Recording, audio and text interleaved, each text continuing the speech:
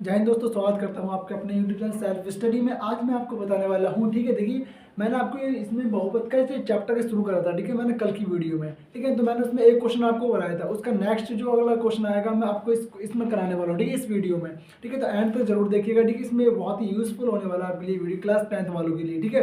तो देखिए, निम्न बहुपदों के शून्य ज्ञात कीजिए, ठीक है, तथा शून्यकों और गुणांकों के बीच संबंध की जांच कीजिए। तो सबसे पहले हम पहली वाली लाइन को करेंगे, निम्न बहुपदों के शून्य यानी शून्य को निकालना है, ठीक है।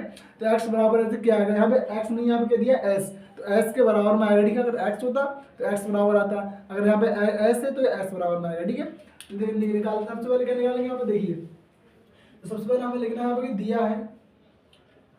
है, ठीक है। हमको क्या दिया है यहाँ पे देखिए, सबसे पहले दिया है हमें कि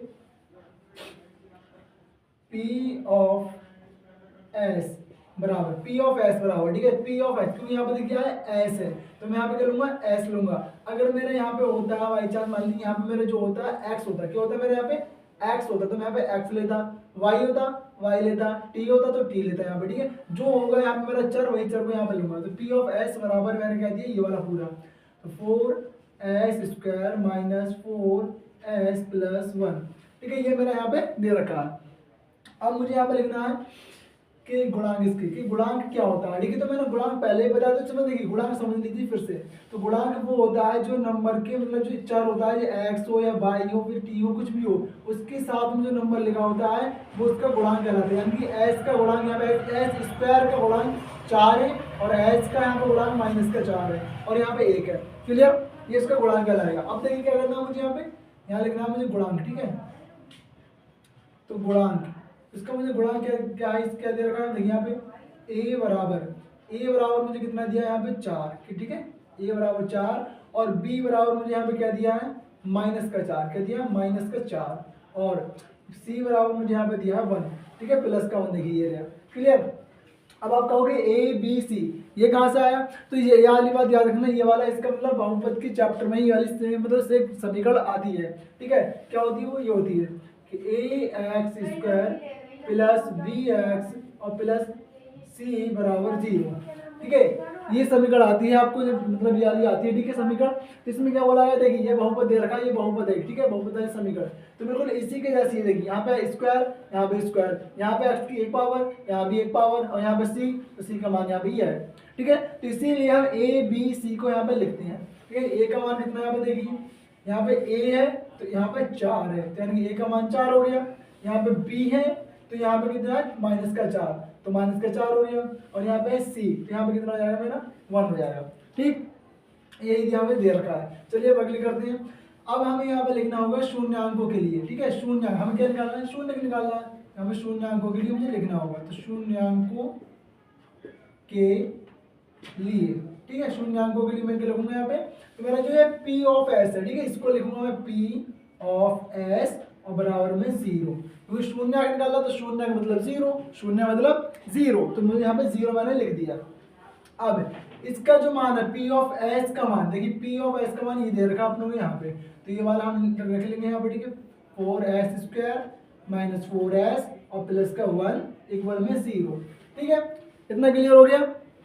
अब क्या करना है मुझे, तो अब मैं यहाँ पे करूँगा, तो शून्यांकों के लिए मैंने यहाँ पे लिख लिया पूरा 4s स्क्वायर मैंने लिख लिया माइनस का 4s प्लस 1 बराबर 0, पूरा मैंने यहाँ बहुपद लिख लिया है। अब इसको इसके गुणनखंड करनी है, ठीक है, फैक्टर करना है, गुणनखंड करना है, ठीक है।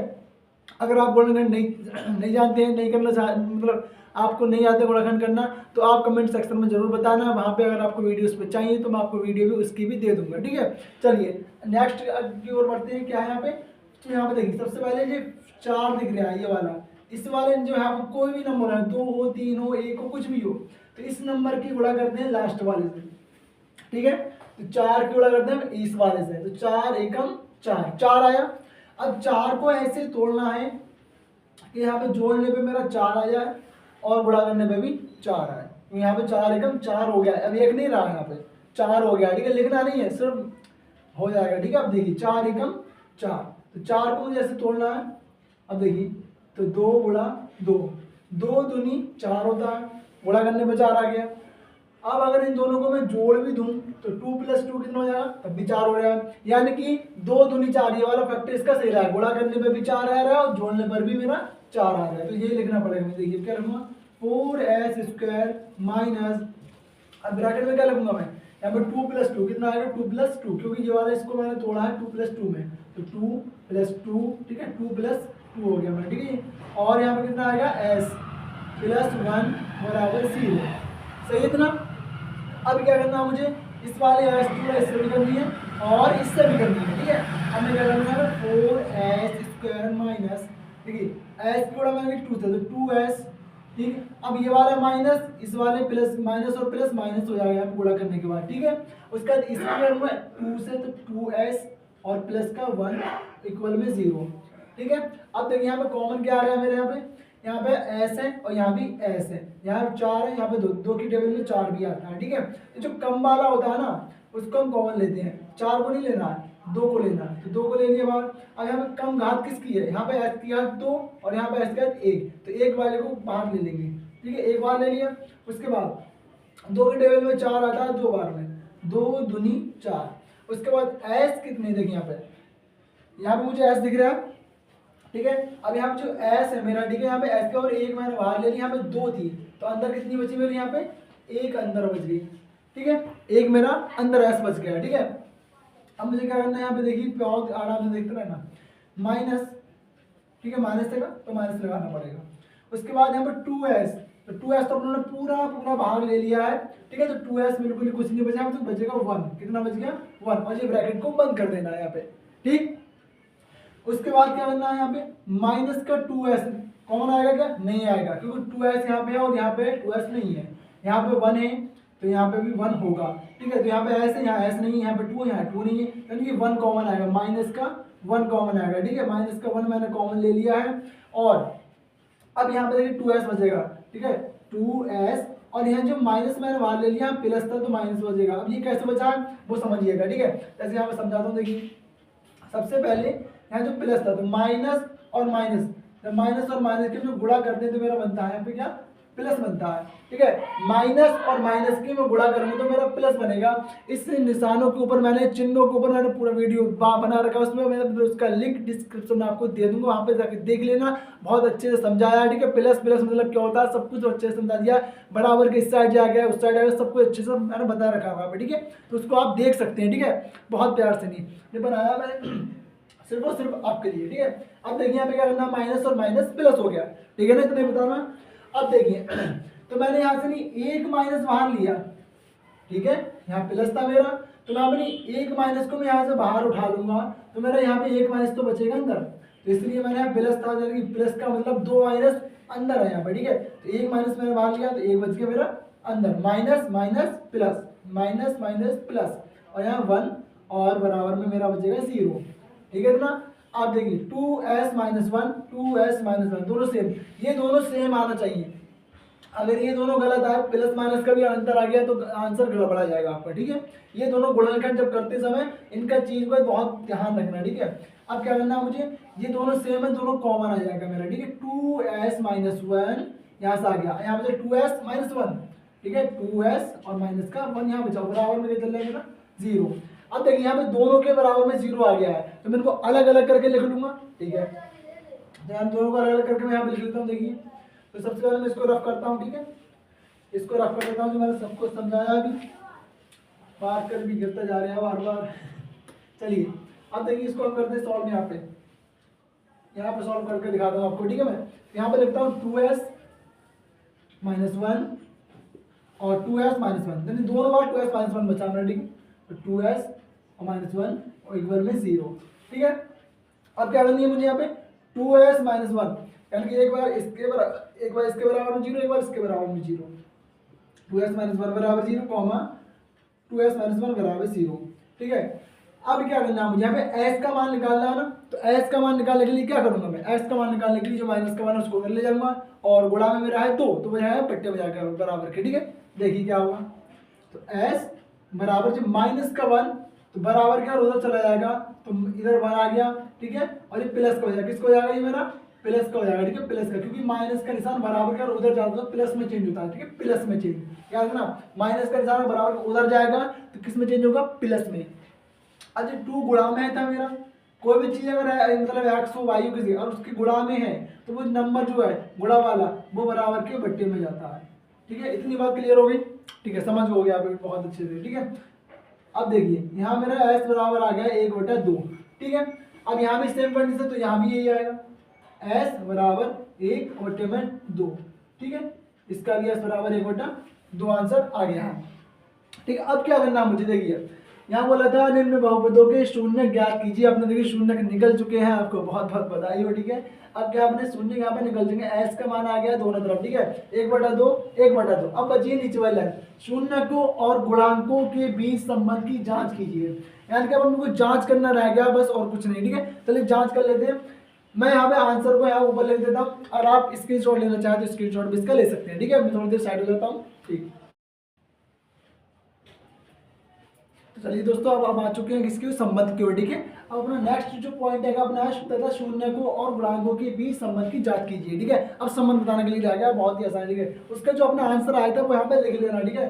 सॉरी मैं भूल गया था, देखिए क्या करना मुझे यहाँ पे एस बराबर मेरा आ गया यहाँ पे 1/2 और यहाँ पे मेरा दूसरा आया था एस बराबर भी 1/2, ठीक है। सबसे पहले इसको हम ऊपर मिटाने से पहले मैंने लिखना भूल गया, ठीक है, मैं लिख लिया मैंने, अब देखिए पहले वालों को मानना तो मैं अल्फा बराबर बीटा, यानी पहले अल्फा मानना दूसरे को मानना है आपको बीटा, ठीक है, ये मानना पड़ेगा आपको, ठीक है।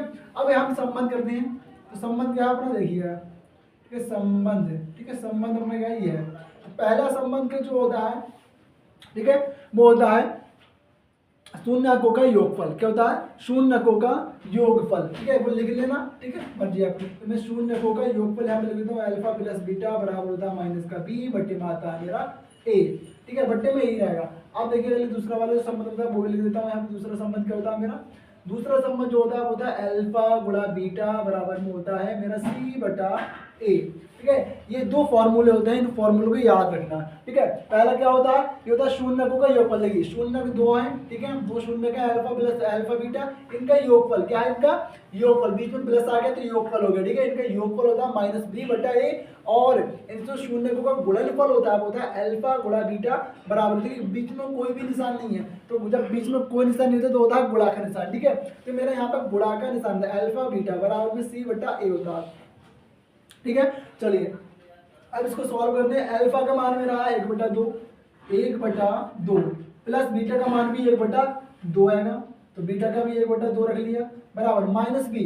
अब बी का मान देखना, तो बी का मान ये रहा 4, माइनस का 4, पहले यहाँ भी माइनस है, इसको लगा लिया और इसको भी लगा लो, ठीक है, ब्रैकेट लगा के, ठीक है, जब दो निशान आते हैं बीच में ब्रैकेट लगाते हैं।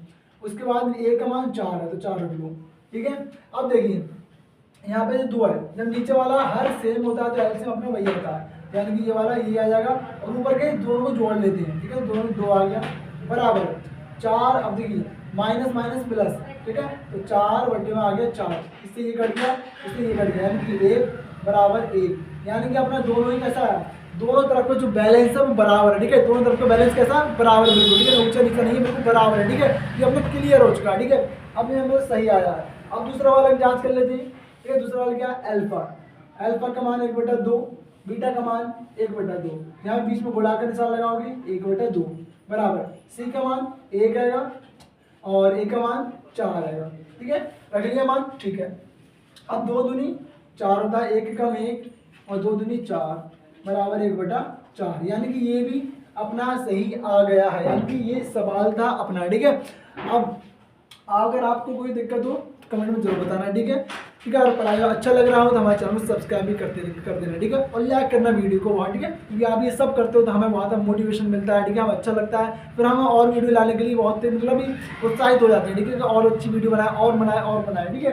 तो ये आप करा करो, ठीक है, लाइक करा करो, सब्सक्राइब भी करा करो। अब क्या है हमारा, देखिए क्वेश्चन पूरा सॉल्व हो चुका है, ठीक है, ये अपना बराबर आ चुका है संबंध दोनों तरफ, ठीक है, शून्यकों का योगफल और शून्यकों का गुणनफल दोनों बराबर आया, तो ठीक है। आई होप कि आपको वीडियो अच्छी लगी, हमारी वीडियो अच्छी लगी है तो वीडियो को लाइक भी ज़्यादा से ज़्यादा करें, दोस्तों तक शेयर करें और आगे हमारे चैनल को सब्सक्राइब भी करते रहें, ठीक है। जय हिंद।